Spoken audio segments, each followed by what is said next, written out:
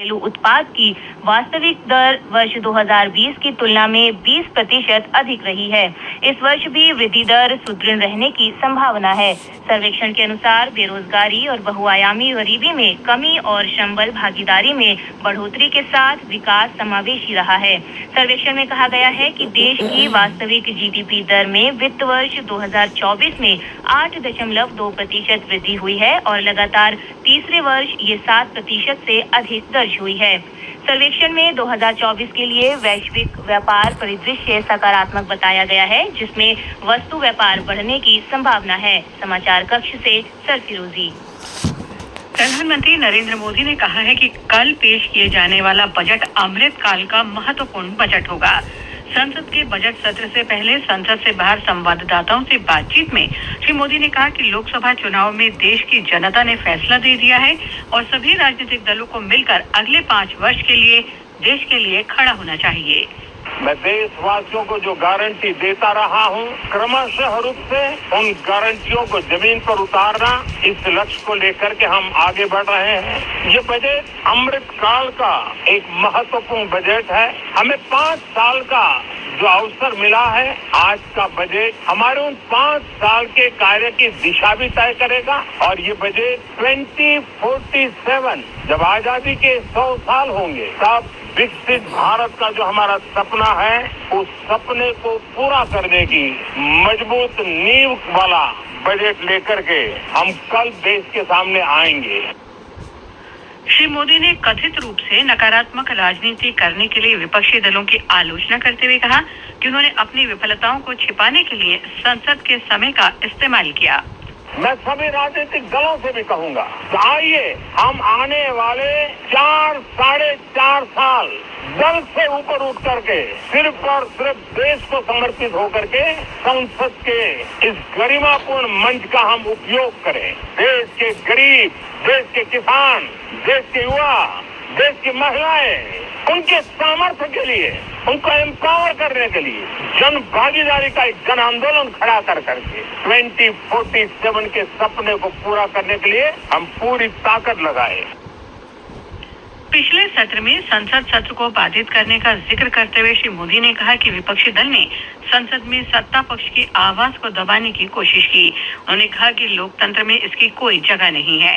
प्रधानमंत्री ने कहा कि उनकी सरकार जनता को दी गई गारंटी को लागू करने की दिशा में काम कर रही है।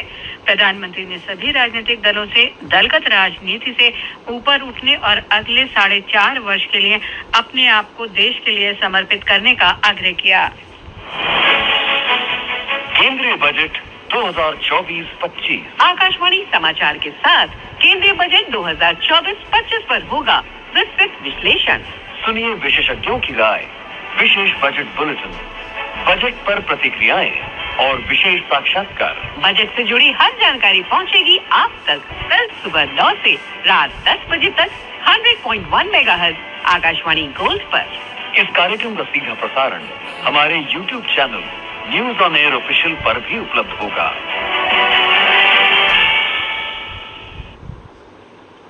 ओडिशा में 17वीं विधानसभा का बजट सत्र आज राज्यपाल रघुवर दास के अभिभाषण के साथ शुरू हुआ।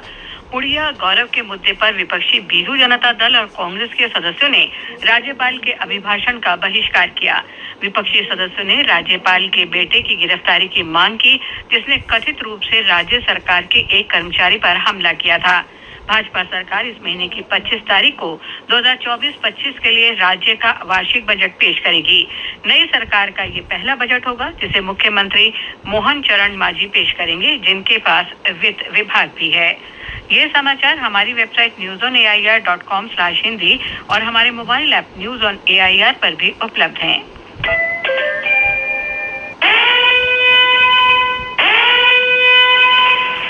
साइबर अपराधियों से सावधान।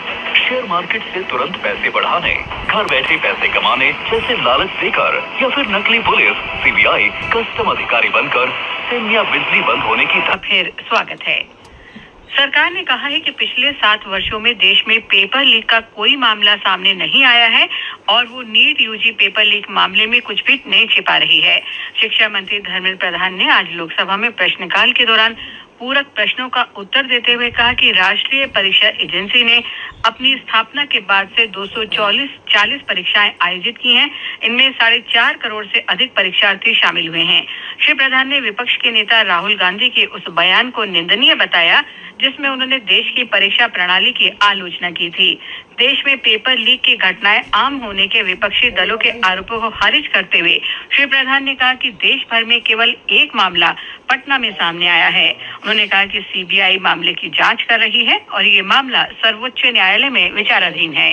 कि अभी सुप्रीम कोर्ट में जो चल रहा है केस, सुप्रीम कोर्ट ने ऑर्डर दिया पूरा विद्यार्थियों की सूची को वेबसाइट में उपलब्ध करा दो। सब पिछले 3 दिन से देश भर की सारे विद्यार्थियों की लिस्ट पब्लिक डोमेन में उपलब्ध है। ये सारा चीज खुले पे है और कई प्रकार की कर्ज आ चुका है। मैं एक अभी उसमें केरल के विद्यार्थी भी अच्छे किए हैं, क्या हम ये कहेंगे भी वहां भी कुछ गड़बड़ी हुई थी? श्री प्रधान ने सदन को बताया कि नीट यूजी परीक्षा में केवल एक स्थान पर विसंगतियां और भ्रष्टाचार के मामले का पता चला है। इससे पहले विपक्ष के नेता राहुल गांधी ने ये मामला उठाते हुए आरोप लगाया कि देश की परीक्षा प्रणाली ने बहुत गंभीर समस्या है। उन्होंने इस मुद्दे पर श्री प्रधान की आलोचना की। उन्होंने कहा कि देश में लाखों विद्यार्थी परीक्षाओं और अपने भविष्य को लेकर चिंतित हैं।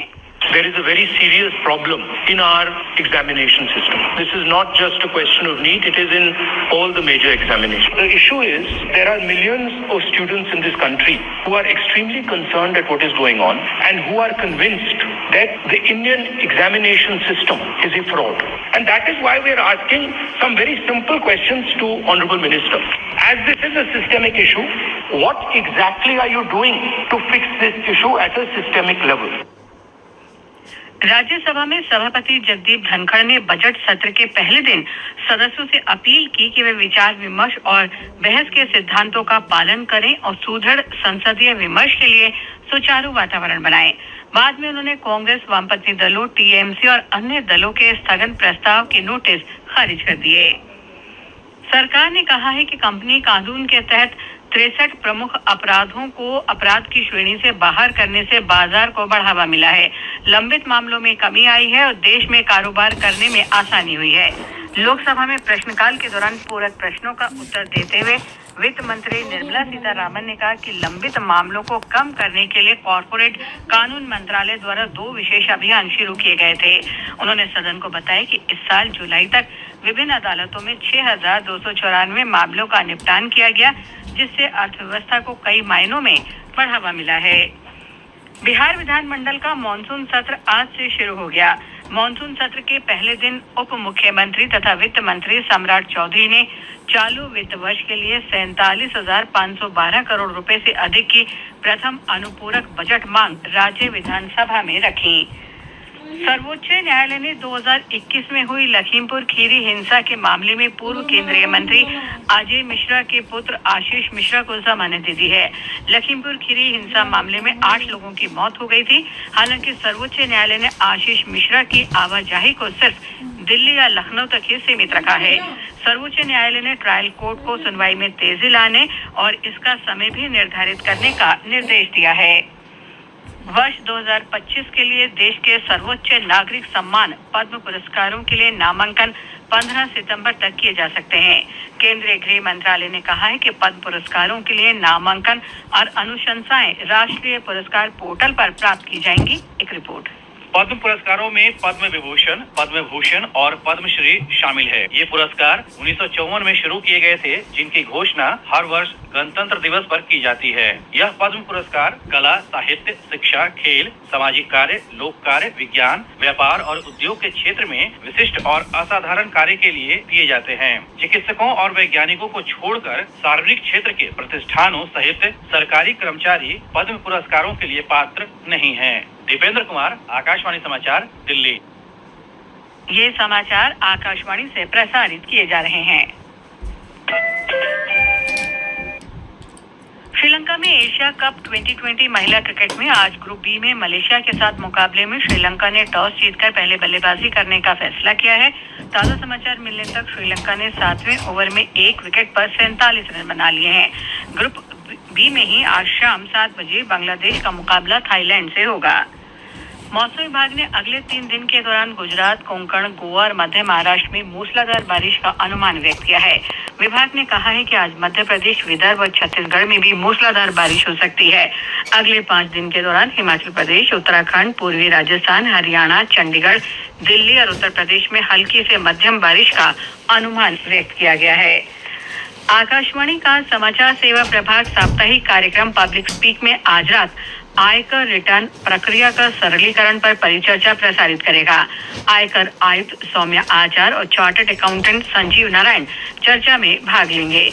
कार्यक्रम आकाशवाणी के FM गोल्ड और अतिरिक्त मीटरों पर रात 9:30 बजे से प्रसारित होगा। श्रोता टेलीफोन नंबर 011-2342-1050 और 011-2331-4444 पर इस विषय से संबंधित प्रश्न विशेषज्ञों से पूछ सकते हैं। अंत में मुख्य समाचार एक बार फिर। संसद का बजट सत्र शुरू। वित्त मंत्री निर्मला सीतारामन ने संसद के दोनों सदनों में आर्थिक सर्वेक्षण 2023-24 पेश किया। आर्थिक सर्वेक्षण में वास्तविक सकल घरेलू उत्पाद की वृद्धि दर 6.5 से 7% के बीच रहने का अनुमान। रिजर्व बैंक को चालू वित्त वर्ष में मुद्रास्फीति 4.5% रहने की उम्मीद। वित्त मंत्री कल एनडीए सरकार के तीसरे कार्यकाल का पहला आम बजट पेश करेंगी।